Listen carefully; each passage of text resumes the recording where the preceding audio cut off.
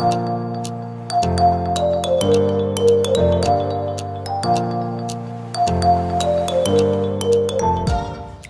and Jade here, welcoming you to the space in between, where we get to invite you to our space, a place where we get to share our perspectives and views. Yeah, and today is our first official episode, so we're really excited. And we've titled it Between Black and White. Yeah, as you can notice, well, we're obviously black and white, and as an interracial couple, there are a lot of things we cannot escape. So in light of what has been happening in the last few weeks, we thought that it would be important to share our views and our reflections. Yeah, we thought of a number of ways we could start. What will we talk about first? There's a number of things that are relevant to us, that are important to us. But definitely, as Julia said, in light of what has been happening in the last about 6 weeks since the death of George Floyd in the United States, we felt this is important. And given our circumstance and how it personally affects us, we need to start here. So, I don't know, Julia, what was your initial reaction 6 weeks ago when George Floyd was killed and when everything kind of erupted in the States? What has been so funny is to see other people's reactions. Some people have chosen to be so vocal and bring out their voice. Some have decided to keep quiet. But regardless whether you talk or keep quiet, you're being judged by that. It's true. If you keep quiet, it's like, okay, you are saying something by your silence. Or if you are a white person saying, oh, we stand against racism, they say you're not saying it right. But all in all, I feel like the conversation is very important. Yeah. At least when you know where people stand, you get to know how to move forward from there. Yeah, and I think we're living history right now because in my lifetime, I've never seen really anything like this. Mm-hmm. The kind of response it's enlisted from around the world, and people stepping up and using their voice or learning how to use their voice or reflecting and learning things about themselves or their history that they had really no idea about. Like, I've learned a lot. I know other white people, friends of mine, family members of mine, are taking this opportunity to really learn, which I think is so positive, and that's something good that's coming out of that. White privilege. Did you know that you had white privileges? Yeah, not explicitly put like that, no. I think white privilege, until the last few weeks, wasn't really defined in my mind. And I really had to take a step back when I started hearing about this whole white privilege, whatever, and reflect and ask myself, yeah, really, what privileges do I have that I'm not even aware of? And people might say, and I've heard this thrown around too, oh, I have black friends, I have black family, I'm married to a black person, so there's no way that I can be racist. Yeah. But racism is multi-layered. Yeah. And it's not just so black and white, pun intended. And I feel like as white people, we need to approach this really humbly, because we're in the wrong. If you look at history, we are in the wrong. We have mistreated people for hundreds of years. And while we personally today, obviously that wasn't us 200 years ago, whatever, we need to take responsibility for our ancestors' actions. And the system that was created because of that. It's a system that benefits us. And I think that's where a lot of people are finding it very difficult, especially the white folks. They're feeling like, we have a level playing ground and everybody has equal opportunities. But I think most of them are not looking at the history. And I'm not saying that every black person feels it. For example, my experience is totally different. Yeah. I grew up in a monoculture where I didn't feel discriminated by another race. But after staying in the West for a little while, there are some things I can relate to, but not to the extent of those ones who have lived there their whole life. And I think it's really difficult. I think we mentioned this once when we were talking about this a few weeks ago.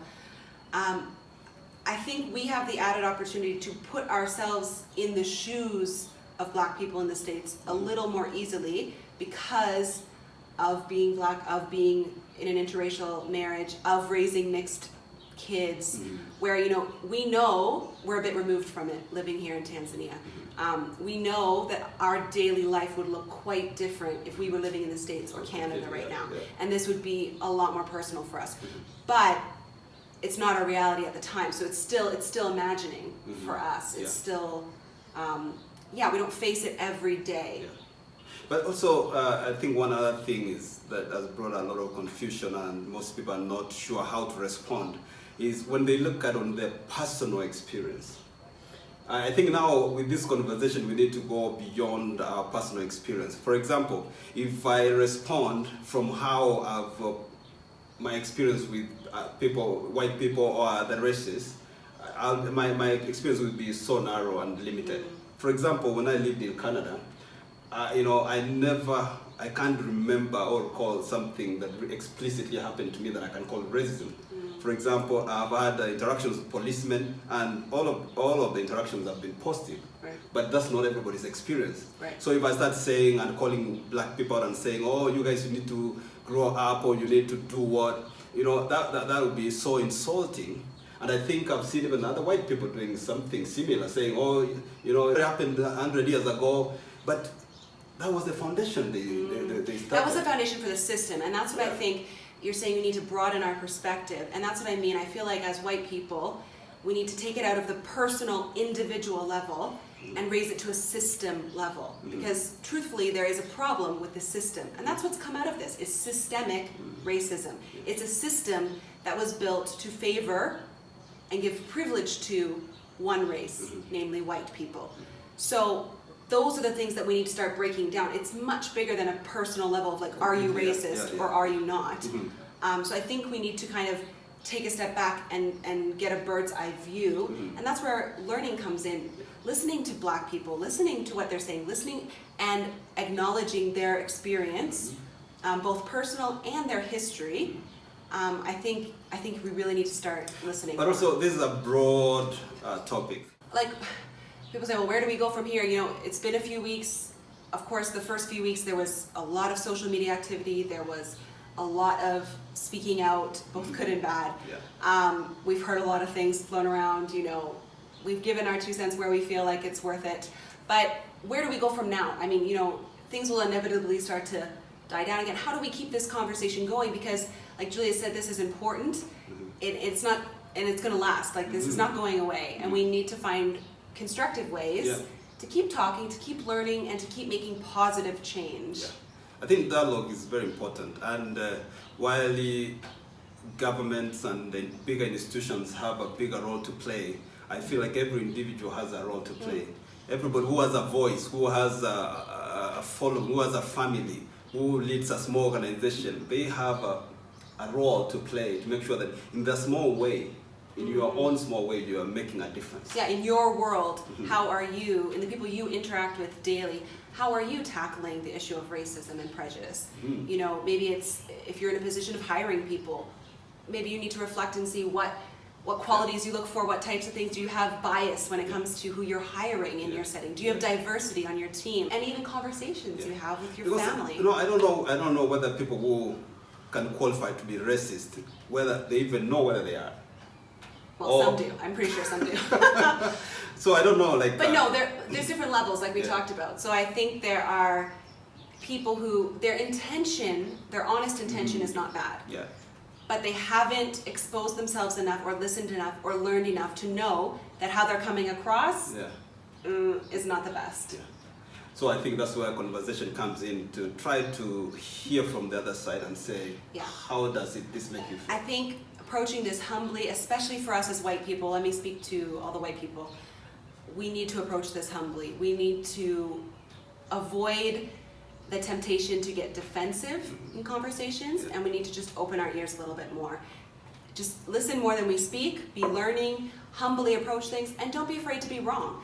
I mean, like, if you have a close friend and they feel comfortable enough to call you out on something, thank them.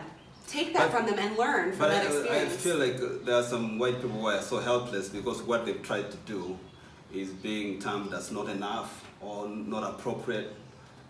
What do you tell someone like that who is really trying their best? But here's what I'd say: you're never going to please everybody. Yeah. I mean, that's just the truth. That's a basic life truth right there. You're never going to please everybody. But I think you have, as long as you are personally reflecting and making sure you are doing the best you can, to the best of your ability in your situation, in your scenario, and you can honestly say that to yourself, and you're trying to do better every day, then I think that's enough. Yeah. And you learn and you grow. And what you do today may not be what you do 3 weeks from now. That's fine. That's called growth. Yeah. I think it's just being willing to be open to that. I heard a quote that said, something to do with white privilege, and when we're talking about this being flipped, when you're used to being in a place of privilege, Mm-hmm. when that is questioned or when you're called to accountability about that can actually feel like oppression. Yeah. Because you're not used to being questioned about anything. Yeah. You're always the one, or let's say 95% of the time, you're normally the one that has the control. Yeah. So I think white people are struggling a little bit because we don't have the control right now. Mm-hmm. Which is good. It's good for us. And we want this conversation to continue, of course. Yeah. And if you can find a way of starting a conversation among the people of your race, and even go a step further to other races, specifically getting to understand a little bit about where they're coming from, I think that would be... Yeah, I think if what comes out of this is we just find ways to keep the conversation going, talk to people we wouldn't normally talk to, learn things, read books, watch films that we wouldn't normally, I think that's all broadening our perspective, and only positive things can come out of that. Because I feel like where it has reached, whether you keep quiet or whether you say something, this thing has a way of affecting everybody. So all of us, this will come to bite us at some point. So we should be at the forefront of trying to find the solution, even if right now it's not affecting us personally. Yeah, and just to note, one of the main things that hit me the hardest, I think, when all of this went down, was looking at it from the eyes of a mom and as a parent. And obviously a bit more personal because I'm raising black boys.